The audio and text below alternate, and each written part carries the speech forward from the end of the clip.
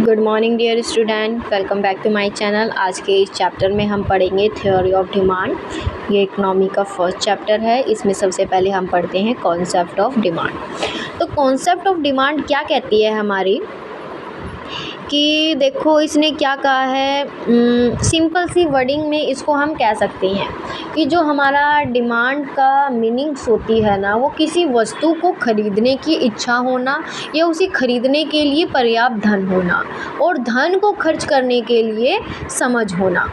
तो इसी को ही हम डिमांड ऑफ कॉन्सेप्ट या कॉन्सेप्ट ऑफ डिमांड कहते हैं। ठीक है, तो देखो इन्होंने भी क्या कह रखा है, इकोनॉमिक में डिमांड शब्द का प्रयोग विशेष अर्थों में किया जाता है।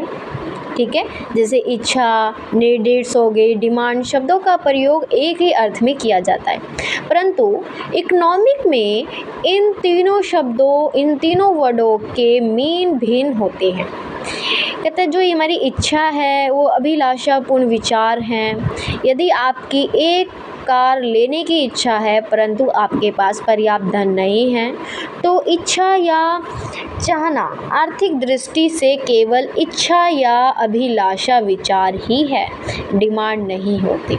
इसी प्रकार देखो, यदि जो हमारे पास पर्याप्त धन होते हुए भी आप इसे कार पर खर्च करना नहीं चाहते, तो यह इच्छा केवल आपकी वांट्स ही कहलाएगी, डिमांड नहीं कहलाएगी।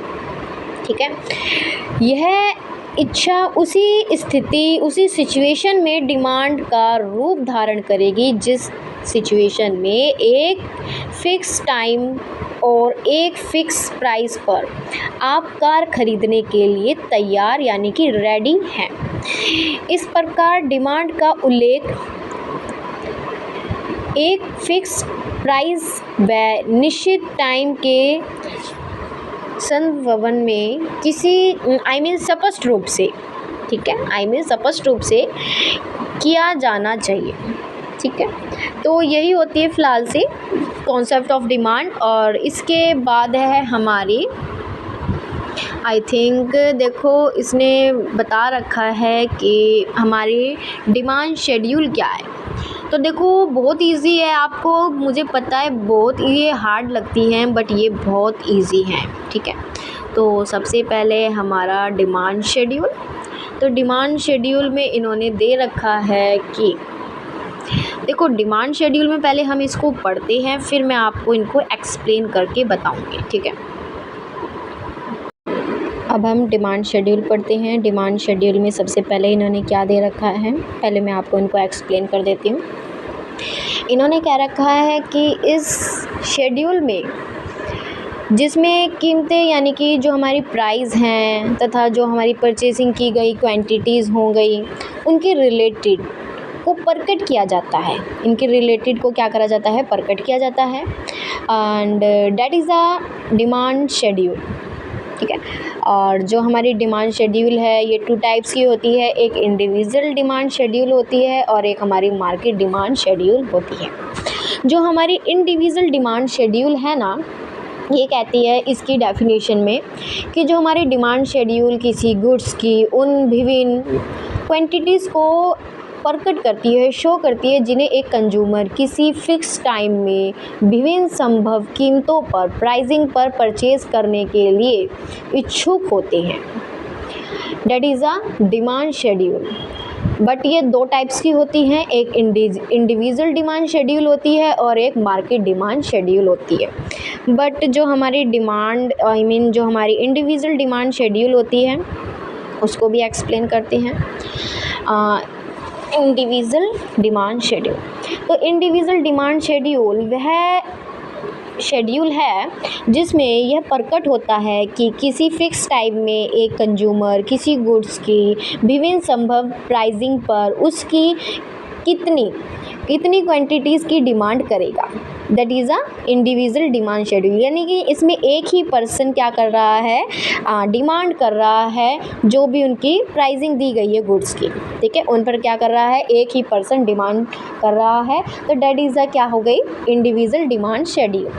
तो इन्होंने क्या कहा, शेड्यूल 1 में individual demand schedule, right, individual demand schedule इस शेड्यूल द्वारा एक टाइम में विभिन्न प्राइसिंग पर एक कंज्यूमर क्या कर रहे हैं, आइसक्रीम खरीदी जाने वाली विभिन्न मात्राओं को प्रकट किया जा रहा है।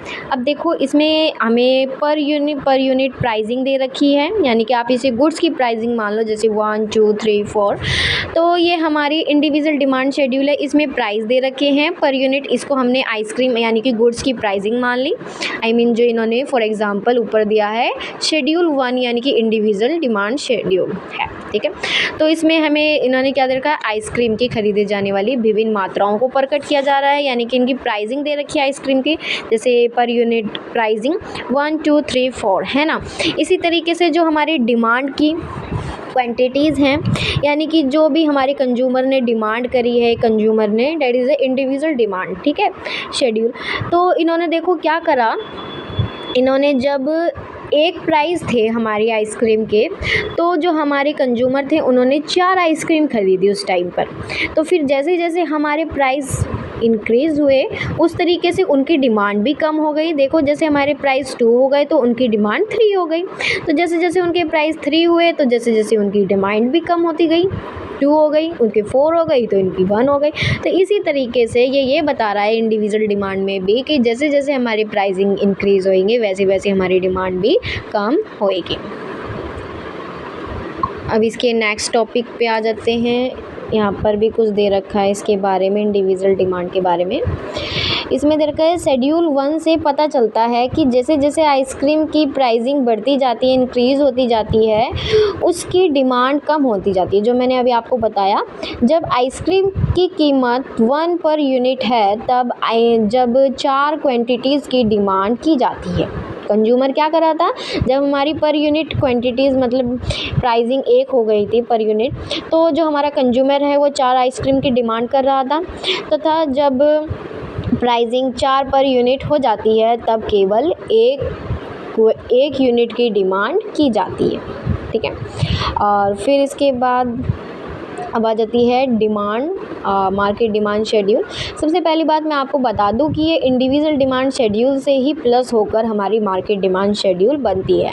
और उसमें तो एक ही कंज्यूमर था, बट इसमें क्या होते हैं 2 कंज्यूमर या उससे अधिक भी कंज्यूमर हो जाते हैं। पर फॉर एग्जांपल के लिए तो हम 2 ही कंज्यूमर लेंगे कि किसी गुड्स की डिमांड मतलब इन जो टोटल इन्होंने डिमांड करी है कंज्यूमर ने, उनको हम मार्केट डिमांड शेड्यूल कहते हैं, ठीक है।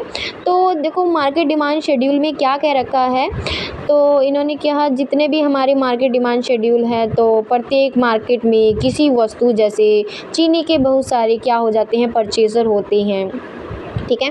तो उसी प्रकार हमारी मार्केट डिमांड शेड्यूल भी होती है। तो जिस शेड्यूल द्वारा विभिन्न कीमतों पर, ठीक है, बहुत सारी प्राइसिंग होती है, तो उस प्राइसिंग पर किसी गुड्स की बाज़ार से सब बायर कि टोटल मांग को, टोटल डिमांड को क्या करते हैं, प्रकट करते हैं। मैंने आपको यही बताया कि भैया गुड्स दे रखे हैं, यानी कि जैसे इन्होंने चीनी दे रखी है, तो उसके बहुत सारे क्या होते हैं, परचेज़र होते हैं। तो जो ये डिमांड करेंगे इसी को ही हम क्या कहेंगे, मार्केट डिमांड शेड्यूल कहेंगे, ठीक है। तो इसी के ही टोटल को हम मार्केट डिमांड शेड्यूल कहते हैं, that is a market demand schedule, ठीक है। उसे हम क्या कहते हैं, मार्केट डिमांड शेड्यूल कहलाएंगे। फिर इसके बाद इन्होंने इसको एक्सप्लेन कर रखा है, ठीक है। तो इन्होंने क्या कहा, मार्केट डिमांड शेड्यूल किसी फिक्स टाइम में किसी एक विशेष वस्तु की विभिन्न कीमतों पर, यानी कि किसी विशेष वस्तु है और उसकी बहुत सारी प्राइस है, पर सभी कंज्यूमर की जो टोटल डिमांड को दर्शाता है, ठीक है। मैंने यही बताया आपको, किसी प्राइस दे रखी है किसी गुड्स के, बट जो हमारे कंज्यूमर है वो बहुत सारे होते हैं, तो जो डिमांड कर रहे हैं तो इन्हीं की टोटल को हम क्या कहेंगे, मार्केट डिमांड शेड्यूल कहेंगे। तो शेड्यूल 2 मार्केट डिमांड शेड्यूल है, ठीक है। तो जो हमारे ये शेड्यूल है वो 2 मार्केट डिमांड शेड्यूल है। तो ये शेड्यूल सरलता की दृष्टि से इस मान्यता पर बेस्ड है कि जो हमारी गुड्स हैं वो जो हमारी गुड्स है ना, वो एक्स के ए और बी 2 बायर हैं, यानी कि जो हमारी वस्तु गुड्स, राइट, जो हमारी वस्तु एक्स है उसकी प्राइसिंग दे रखी है गुड्स की, जो हमारी एक्स है उसको हम गुड्स बोलेंगे और उसकी प्राइसिंग दे रखी है 1 2 3 4, ठीक है। और जो ये गुड्स हैं इसकी 2 बायर हैं ए और बी, ये क्या कर रहे हैं, डिमांड कर रहे हैं, इनकी टोटल डिमांड को ही हम क्या करेंगे, मार्केट डिमांड में शो करेंगे। तो that is the market demand schedule. Then इन्होंने क्या कहा, उनकी जो इंडिविजुअल मांग को जोड़कर ही मार्केट डिमांड शेड्यूल का निर्माण किया जाता है। मैं आपको ये पहले बता चुकी हूँ, ठीक है। अब देखो इन्होंने शेड्यूल 2 से ज्ञात होता है, जो हमारी मार्केट डिमांड शेड्यूल है, इससे ये पता चलता है कि जब वस्तु एक्स यानी कि गुड्स एक्स की प्राइसिंग 1 पर यूनिट है तो ए जो हमारा कंज्यूमर है उसकी उन्होंने डिमांड कितनी करी, 4 की करी, 4 क्वांटिटीज़ की डिमांड करी, बट बी ने कितनी करी, 5 क्वांटिटीज़ की डिमांड करी। तो इसी प्रकार जो हमारी मार्केट डिमांड है इनका टोटल करके कितनी हो जाती है, 9 हो जाती है। जब हमारी प्राइसिंग क्या हो जाती है, जब हमारी कहते हैं गुड्स एक्स की प्राइस जब इंक्रीज़ हो जाते हैं, 1 से बढ़कर 2 हो जाते हैं पर यूनिट हो जाती है, तो मार्केट डिमांड क्या हो जाती है, हमारी घट जाती है। आप देख रहे हो, जब हमारी 1 थी प्राइस यानी कि जो हमारे एक्स वस्तु के प्राइस से जब 1 थे तो जो हमारी ए है उनकी डिमांड 4 थी और बी की 5 थी। इसी तरीके से वो 2 हो गई यानी कि प्राइस बढ़कर 2 हो गए, तो जो हमारे ए की मांग है और बी की मांग है, ए की मांग हमारे 3 हो गई और बी की मांग हमारी 4 हो गई। तो इसी तरीके से इनकी डिमांड कम होती गई, जिस तरीके से हमारी प्राइस बढ़ते गए, तो हमारी मार्केट डिमांड भी कम होती गई उसी तरीके से। ओके, तो that is a market demand schedule. अब आ जाते हैं डिमांड कर्व। तो डिमांड कर्व भी बहुत इजी हैं।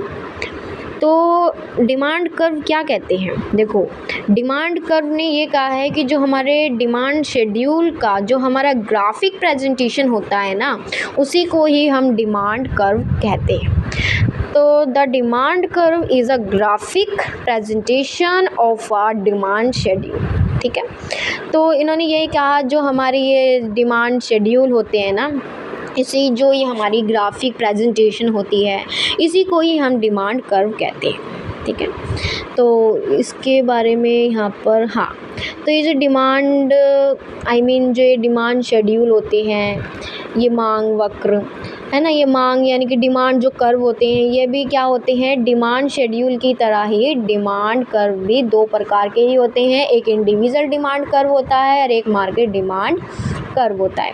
तो इंडिविजुअल डिमांड कर्व और मार्केट डिमांड कर्व में क्या डिफरेंस होता है, इसकी हम मीनिंग पढ़कर क्लियर करते हैं। तो सबसे पहले हमारा है इंडिविजुअल डिमांड कर्व। तो इन्होंने क्या कहा, इंडिविजुअल डिमांड कर्व में, इंडिविजुअल डिमांड कर्व वह कर्व है जो किसी गुड्स की विभिन्न प्राइसिंग पर एक कंज्यूमर द्वारा उस गुड्स की मांगी गई मात्राओं को प्रकट करता है।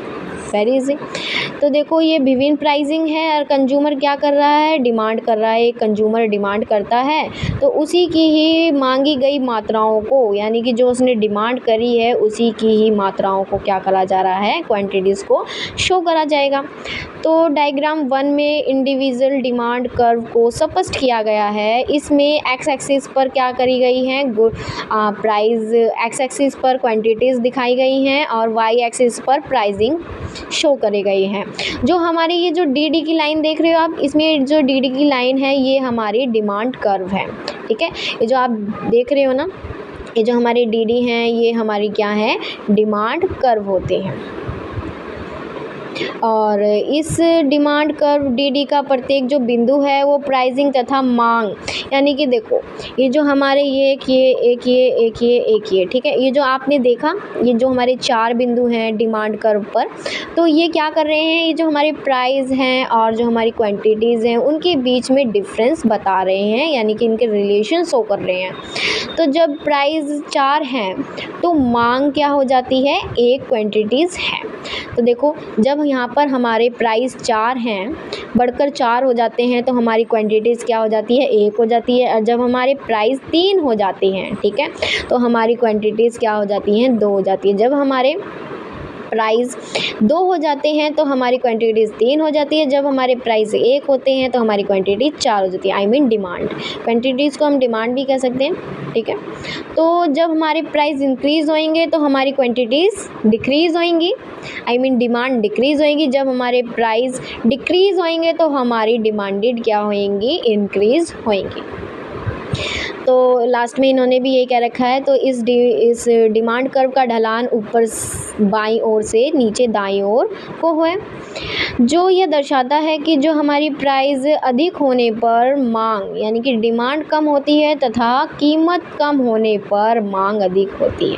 ठीक है, तो that is a individual demand curve. ये भी बिल्कुल शेड्यूल इंडिविजुअल डिमांड शेड्यूल की तरह ही है सेम, बस ये कर्व में आ जाती है क्योंकि ग्राफिक प्रेजेंटेशन होती है, तो इसी को ही हम डिमांड कर्व कहते हैं। अब आ जाती है हमारी मार्केट डिमांड कर्व। तो मार्केट डिमांड कर्व क्या कहती है? मार्केट डिमांड कर्व भी क्या होती है? इंडिविजुअल डिमांड कर्व को ही जोड़कर क्या बनती है? हमारी मार्केट डिमांड कर्व बनती है। तो देखो यहाँ पर आपने वो शेड्यूल, मार्केट डिमांड शेड्यूल देखा था, ये उसी को यहाँ पर शो करा गया है ग्राफिक प्रेजेंटेशन में। अब देखो वहाँ पर ए था, जब उनके प्राइस 4 हो गए थे तो इनकी क्वांटिटीज़ कितनी थी? ए की डिमांड की 1 थी। तो इसी तरीके से जब प्राइस 4 थे तो बी की डिमांड कितनी थी? 2 थी। तो इन दोनों का टोटल क्या करेगा? हमारी मार्केट डिमांड कर्व को शो करेगा। तो that is a market demand curve. तो देखो इसने क्या कर रखा है, इसको भी पढ़ लेते हैं, थोड़ा और अच्छे से क्लियर हो जाएगा। इन्होंने कह रखा है मार्केट डिमांड कर्व किसी वस्तु विशेष की, यानी कि कोई वस्तु विशेष है उनकी विभिन्न प्राइसिंग पर विभिन्न कंज्यूमर क्या करें। बहुत सारी प्राइसिंग है, मतलब गुड्स हैं, विशेष गुड्स हैं यानी कि स्पेसिफिक गुड्स हैं और उनकी विभिन्न बहुत सारी प्राइस हैं, और जो कंज्यूमर हैं वो भी बहुत सारे हैं, और जो उनकी डिमांड है यानी कि मांगी गई मात्राओं के जोड़ को शो करते हैं। तो इस डिमांड कर्व को इंडिविजुअल डिमांड कर्व के समस्त जोड़ यानी कि ऑल जोड़ द्वारा खींचा जाता है। ठीक है, तो देखो इन दोनों का जोड़ ही क्या करता है? हमारी मार्केट डिमांड कर्व का जो ये लाइन है डीडी की डिमांड कर्व, इसको खींचा जाता है इन दोनों को टोटल करके। फिर डायग्राम 2 में जो हमारी डिमांड शेड्यूल 2 के बेस पर मार्केट डिमांड कर्व को प्रकट किया गया है, मैं आपको बता चुकी हूँ। ठीक है, अब हम इसकी थोड़ी सी मतलब इसका एक्सप्लेनेशन देख लेते हैं। डायग्राम 2 में एक्स एक्सिस पर क्वांटिटीज दिखाई गई है, वाई एक्सिस पर प्राइस प्रकट शो करे गए हैं, और इसके चित्र यानी कि इसके डायग्राम 2.1 में ए कंज्यूमर का मांग डिमांड कर्व तथा डायग्राम 2 में बी कंज्यूमर का डिमांड कर्व तथा चित्र 2.3 में मार्केट का डिमांड वक्र प्रकट किया गया है। यानी कि इन दोनों का टोटल हमारे मार्केट डिमांड कर्व पर बेस्ड करता है, यानी कि इनका टोटल यहाँ मार्केट डिमांड कर्व में दिखाया गया है। जब प्राइस 4 पर यूनिट है तब ए की डिमांड 1 है और बी की डिमांड 2 है, क्वांटिटीज़ हैं। यदि मार्केट में केवल 2 कंज्यूमर हैं तब मार्केट डिमांड 1 + 2 = 3 क्वांटिटीज़ होंगे। इंडिविजुअल मांग वक्रों के समस्त यानी कि हॉरिजॉन्टल समेशंस द्वारा मार्केट डिमांड कर्व प्राप्त हो जाता है, इसलिए इसका ढलान भी नेगेटिव है। तो डेट इज़ द क्या हो गई? मार्केट डिमांड कर्व हो गई। मैं आपके डायग्राम पहले ही शो कर चुकी हूँ, एक्सप्लेन कर चुकी हूँ मैं आपको। ठीक है, ओके, हम आ जाते हैं ये आज की वीडियो यहीं तक ही चलते हैं। नेक्स्ट आगे हम टॉपिक बाद में करते हैं। ओके।